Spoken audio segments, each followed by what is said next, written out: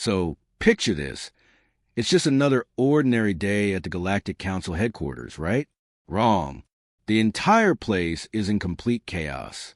Alarms are blaring, emergency lights are flashing red, and every single species representative is basically having a meltdown in their own unique way.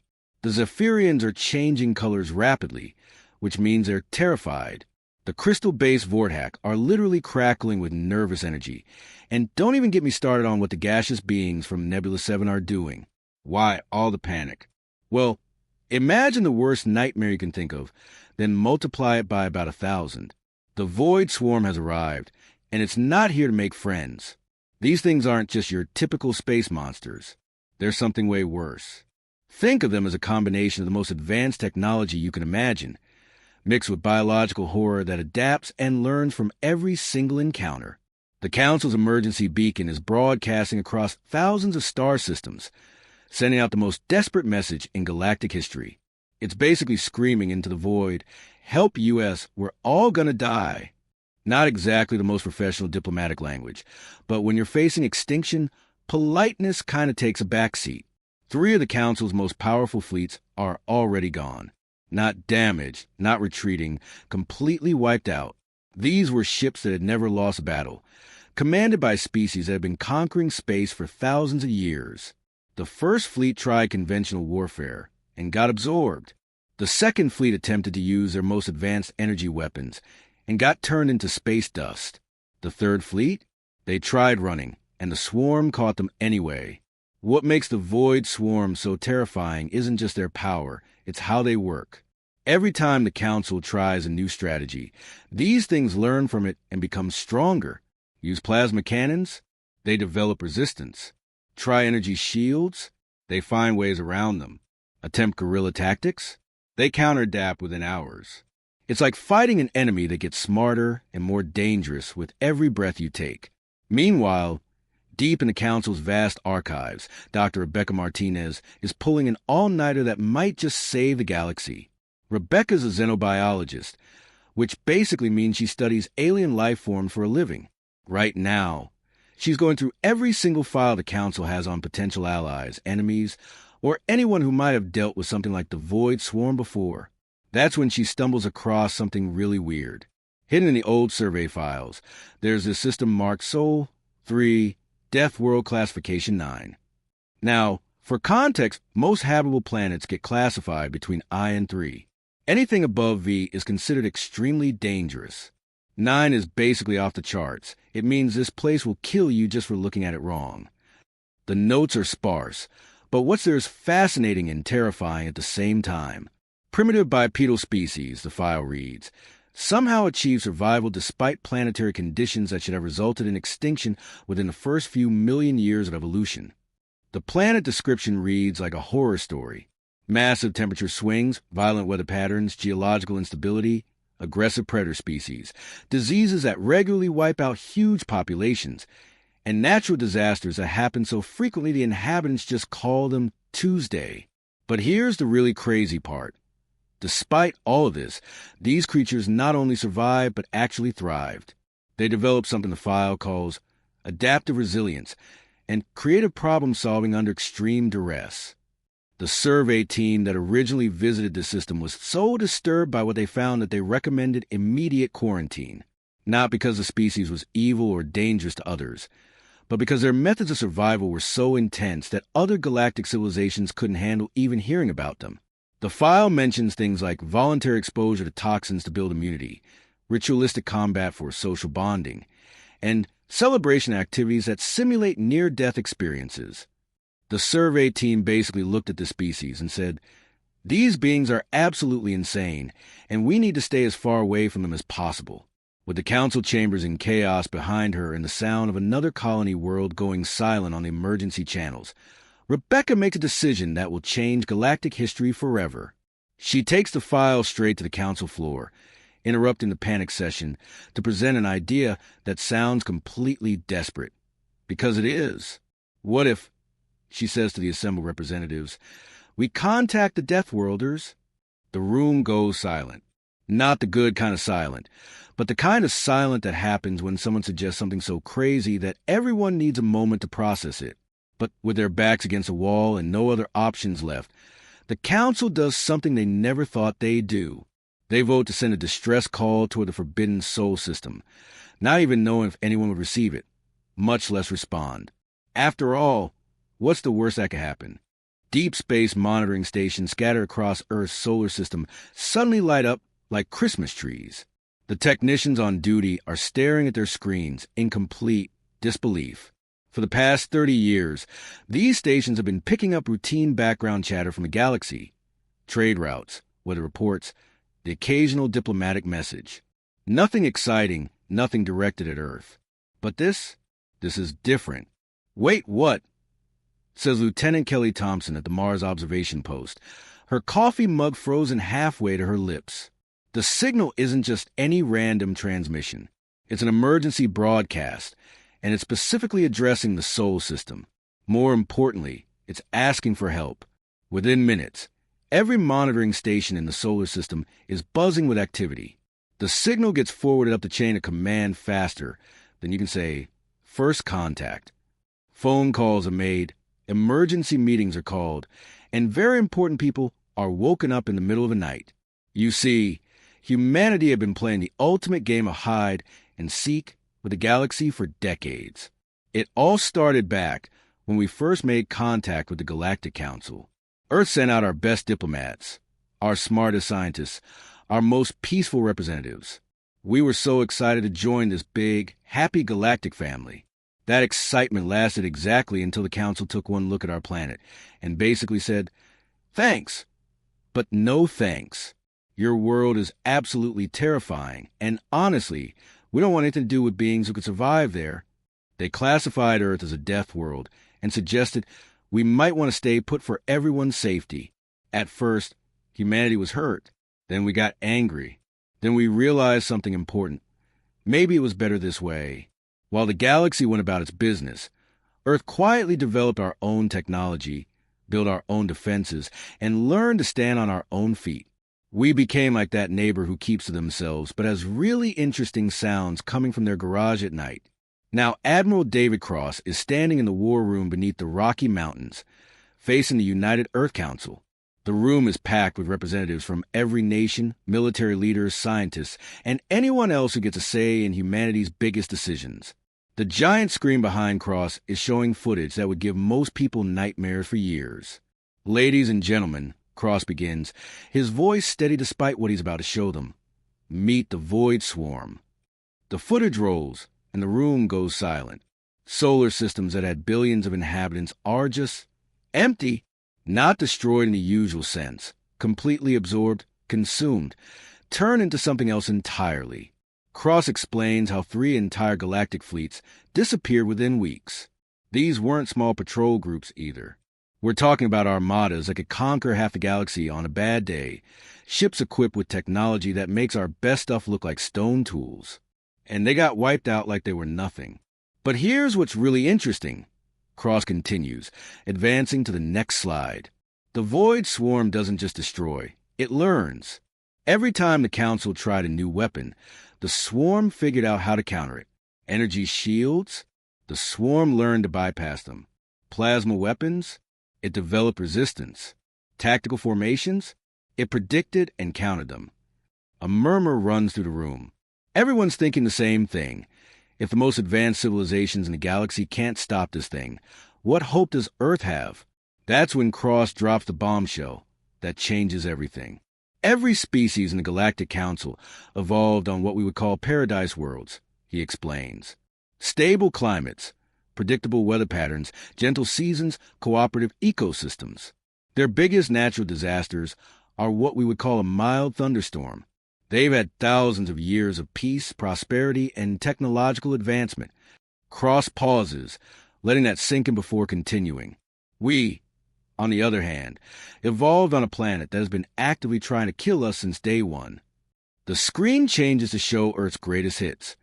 Volcanic eruptions that blocked out the sun for years, ice ages that turned most of the planet into a frozen wasteland, asteroid impacts that wiped out entire species, plagues that killed millions. earthquakes that split continents, and storms that could power entire cities with their fury. Volcanoes, ice ages, asteroid impacts, diseases, predators, natural disasters, you name it, we survived it. Cross says, his voice growing stronger. While the galaxy species were developing in safe, controlled environments, humans were being forged in Earth's nightmare factory. The room is completely silent now. Everyone's starting to understand where this is going. The Void Swarm's greatest advantage is adaptation, Cross explains. It learns from every encounter and becomes stronger. But here's what the rest of the galaxy hasn't figured out yet. Sometimes what makes you weak is actually what makes you strong. Cross looks around the room, making eye contact with world leaders who suddenly realize they're not looking at humanity's weaknesses anymore. They're looking at humanity's secret weapons. The galaxy sees our history of conflict, survival, and adaptation as primitive and brutal. But what if those aren't weaknesses? What if they're exactly what we need to fight an enemy that thrives on learning from civilized, predictable opponents? The question hangs in the air like a challenge. For the first time since the distress signal arrived, people in the room are starting to smile. Not happy smiles. The kind of smiles that come from realizing you've been holding the winning cards all along.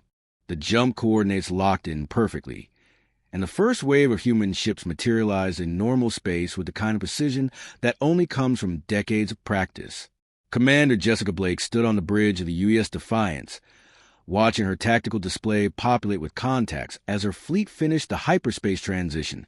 What she saw next made her blood run cold. The Kepler 442 system, which had been home to over 2 billion Zephyrian colonists just 48 hours ago, was dying before her eyes.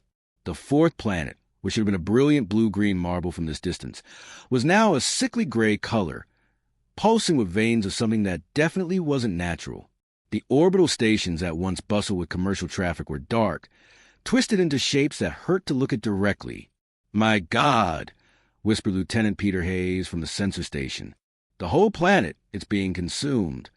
Blake had seen the briefing videos, but witnessing the Void Swarm in action was something entirely different. It wasn't destruction in any sense that humans understood. Destruction implied that something was broken or blown up. This was transformation on a scale that defied comprehension. The swarm didn't just destroy worlds, it digested them, turned them into something else, incorporated their mass and energy into its ever-growing collective. Through the chaos, Blake could see the remnants of what had once been the most powerful defensive fleet in this sector of the galaxy. Sleek council ships with their elegant curves and gleaming hulls were fleeing in complete disorder. These weren't tactical retreats or strategic withdrawals. This was pure, desperate flight. Ships that had never known defeat were running for their lives from something that seemed to flow through space like liquid metal. "Contact the lead council vessel," Blake ordered. "Let's see what we're dealing with here." The response came through with a heavy accent that the translation matrix identified as Andromedan. "Human vessel. This is Admiral Zeth Kaler of the Council Defense Force. You must retreat immediately. The Void Swarm has adapted beyond all our projections. Our weapons are useless, our defenses compromised. Save yourselves while you still can." Blake could hear the defeat in the alien commander's voice. This wasn't just military failure. This was the sound of a species that had run out of options. "Admiral, we're here to help. Can you transmit your tactical data? We need to understand what we're fighting." There was a pause, followed by data streams flooding the Defiance's computers. Blake watched as her tactical officers analyzed the Council's weapon systems, defensive strategies, and engagement protocols. What she saw was impressive. Energy weapons that could slice through asteroids, shields that could deflect nuclear explosions, tactical computers that could process thousands of variables in milliseconds. It was also completely useless against what they were facing. The Void Swarm had learned to counter every single advantage the Council possessed. Energy weapons were absorbed and redirected. Advanced shields were bypassed through dimensional manipulation. Tactical predictions were useless against an enemy that evolved its strategies in real time. "Admiral," Blake said, opening a channel to the fleeing Council ships, "we're going to engage the swarm. You might want to observe our tactics." The response was immediate and horrified. "Commander Blake, We've analyzed your ship configurations. Your weapons are primitive, kinetic projectiles, chemical explosives. These are technologies we abandoned millennia ago. You cannot possibly hope to succeed where our most advanced systems have failed. Blake could hear other alien voices in the background, discussing human weapon systems with what sounded like academic curiosity mixed with pity. One of them actually used the word barbaric when describing human nuclear warheads. Another suggested that humans were essentially bringing spears to a laser fight. That's so primitive, Admiral Zethkala concluded, and Blake could practically hear him shaking his head in disbelief. Blake grinned. Not the kind of smile you want to see from someone who was about to start a fight. It was the kind of grin that said she knew something the galaxy didn't. Admiral, sometimes primitive is exactly what you need. She turned to her weapons officer. Lieutenant Rodriguez, prepare all forward batteries. Load conventional rounds in the railguns. Prep the chemical warheads. And give me firing solutions on the nearest swarm concentration. Aye, Commander. Kinetic rounds loaded and ready. The bridge crew was calm, focused, ready. These weren't soldiers who had grown up with energy weapons and force fields. These were humans who understood that sometimes the simplest solution was the best solution. While the galaxy had spent thousands of years perfecting increasingly sophisticated ways to wage war, humanity had never forgotten the basics. You see, Blake said, still broadcasting to the Council ships, the Void Swarm has spent all this time learning how to counter advanced technology. It's adapted to energy weapons, figure out shield frequencies, learn to predict tactical computers. But there's one thing it hasn't encountered yet. She paused, watching as the swarm began to take notice of the human fleet. Tendrils of living metal started flowing in their direction, probably preparing to demonstrate the same adaptive capabilities that had destroyed 3 Council fleets. It's never fought anyone stupid enough to throw rocks really, really hard. Blake raised her hand, looking around at her crew one final time. Every face showed the same expression. Not fear, but determination. Not desperation, but confidence. These were the children of a world that had been trying to kill them for millions of years. And they were still here. All ships. Blake announced over the fleet channel. Weapons free. Let's show them how Deathworlders fight. The order echoed across 50 human warships as they prepared to engage an enemy that had never encountered anything quite like them. The first salvo from the human fleet wasn't what anyone expected, least of all the Void Swarm. While Council ships had been firing elegant beams of pure energy that the swarm had learned to absorb and redirect, the humans opened up with something completely different. Chunks of depleted uranium traveling at significant fractions of light, speed slammed into swarm formations like cosmic sledgehammers. The effect was immediate and spectacular. The biomechanical entities that had effortlessly adapted to energy weapons suddenly found themselves dealing with simple, brutal kinetic force. There's no elegant way to adapt to getting hit by what is essentially a really expensive rock moving really, really fast. The swarm formations that had been flowing through space like liquid metal suddenly scattered, as massive sections were simply torn apart by the impact. Direct hits across the board, reported Lieutenant Rodriguez from the weapons station. Their adaptive shielding isn't even trying to compensate. It's like they don't know what to do with kinetic rounds. Commander Blake watched the tactical display with satisfaction. The swarm was regrouping, trying to analyze this new threat, but something was different. For the first time since the conflict began, they looked confused. Their movements were less fluid, less coordinated. It was like watching a computer try to process an error it had never encountered before. But the real chaos was just getting started. Captain Andrew Thompson had always been considered slightly unhinged by military standards, which is really saying something. When he volunteered to lead the boarding operations, most people thought he was joking. When he showed up to the briefing carrying a shotgun and what appeared to be a chainsaw, people realized he was completely serious. The swarm takes over ships by integrating with their systems, Thompson explained to his boarding teams. They expect us to try to hack their networks or use sophisticated countermeasures. They're not expecting us to literally cut our way through their holes with power tools. The plan was insane. Instead of trying to dock with swarm vessels using sophisticated airlocks and boarding tubes, human Marines were literally cutting holes in enemy ships and fighting their way through with close combat weapons that belonged in a hardware store rather than a space battle.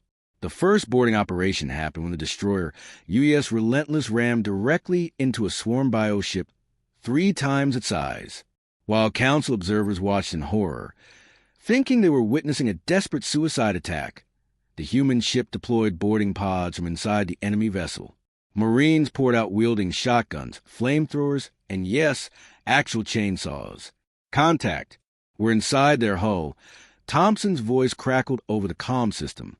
The biomechanical components don't know how to respond to physical cutting tools. It's like they've never encountered anything this primitive before. The sound that came to the comm next would become legend among human forces. The roar of chainsaws cutting through alien biometal, punctuated by Thompson's voice shouting instructions to his team. Don't try to interface with their systems. Just cut through everything. If it moves, shoot it. If it doesn't move, cut it. Meanwhile, other human ships were demonstrating their own unique approach to space combat. The cruiser UES Defiant used its own damaged hull sections as projectile weapons, literally firing pieces of itself at enemy formations. When the frigate UES Determination suffered critical damage, instead of retreating, Captain Lisa Rodriguez set her ship on a collision course with the largest swarm concentration and evacuated her crew via escape pods. This is Captain Rodriguez to all human vessels. Her voice echoed across the fleet channels. I'm turning the Determination into the galaxy's most expensive missile. Clear the blast radius and watch the fireworks. The explosion when the Determination's reactor went critical took out 17 swarm entities and left a crater in space that the Council sensors couldn't fully measure. Colonel Jennifer Walsh was coordinating the overall tactical response from her command ship when she noticed something crucial. Blake, are you seeing this? She called over to the Defiance. Look at their formation patterns. They're starting to break down. Walsh's tactical analysis revealed what would become the key to victory. The Void Swarm's greatest strength, its collective intelligence and ability to adapt, was also its greatest weakness when faced with complete chaos. The Swarm operated by observing enemy tactics, analyzing them, and developing countermeasures. But human tactics weren't following any recognizable pattern. Ships were ramming enemy vessels, using themselves as weapons, fighting with tools instead of sophisticated technology, and making tactical decisions that defied all military logic. Every time the Swarm tried to predict human behavior, humans did something completely different. They can't adapt to chaos, Walsh realized. Their collective intelligence is trying to process our tactics, but we're not using tactics. We're just making it up as we go along. That's when things got really interesting. Human forces stopped trying to fight like a conventional military and started fighting like humans. Ships broke formation and engaged in individual combat. Marines started using improvised weapons and unconventional entry methods. Pilots began pulling maneuvers that violated every safety protocol ever written. The Void Swarm, which had adapted to every sophisticated strategy the galaxy could throw at it, suddenly found itself facing an enemy that didn't follow any rules because they were writing new ones every few minutes. For the first time in galactic history, the Void Swarm retreated. 3 weeks after the Battle of Zephyr Prime, the Galactic Council chambers were buzzing with an energy that hadn't been felt in centuries.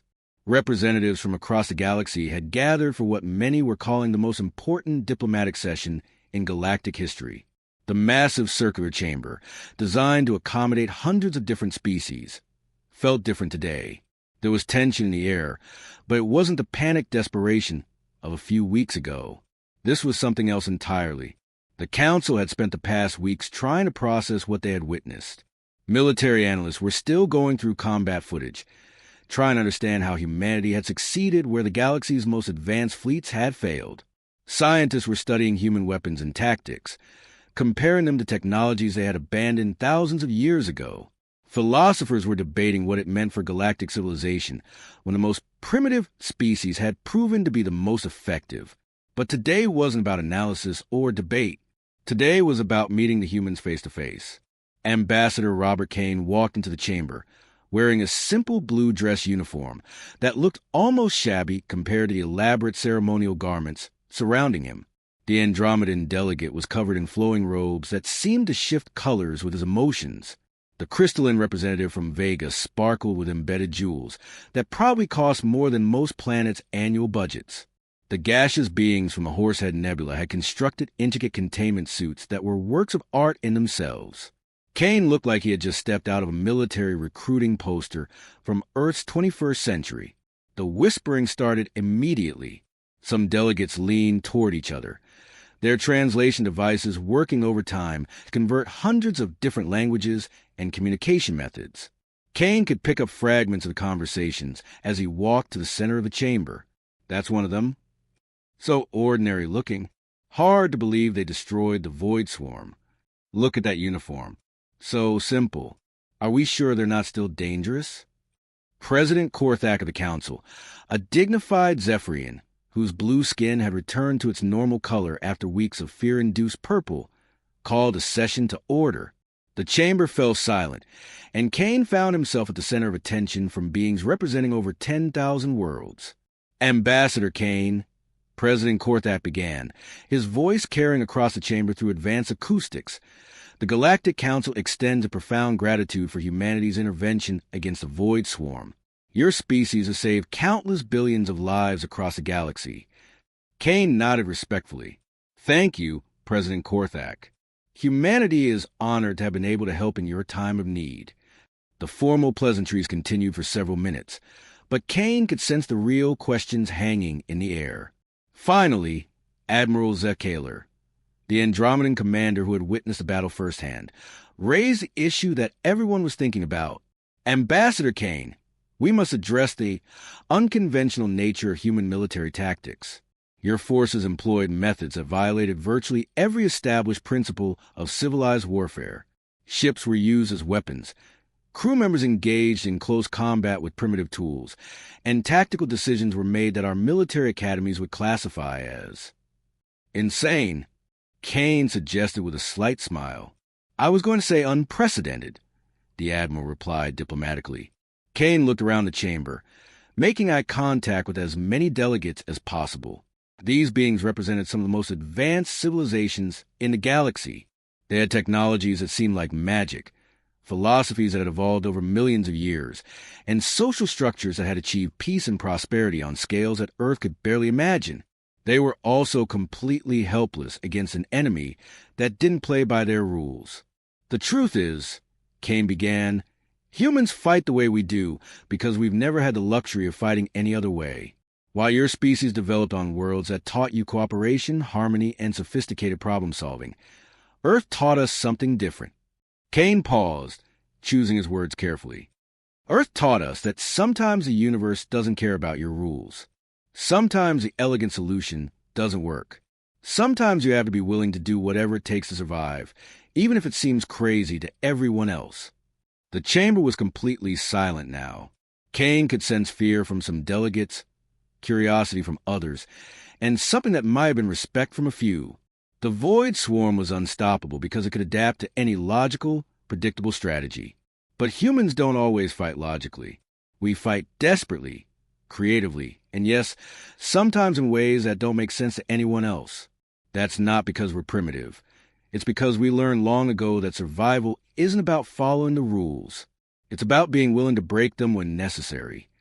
Kane extended his hand in a gesture that had been practiced by human diplomats for centuries. Humanity offers its friendship to the Galactic Council and all member species. We hope to learn from your wisdom, your technology, and your peaceful ways. But we also hope that our perspective might be valuable to you. He looked around the chamber one more time. The Deathworlders are here now. We've come out of the shadows, and we're not going back. Whether that's good or bad for the galaxy, well, that depends on what kind of universe we build together. The silence that followed was pregnant with possibility and uncertainty. The galaxy had just learned that its newest members were capable of things that both terrified and amazed them. Whether that would lead to a golden age of cooperation or something else entirely remained to be seen. But one thing was certain.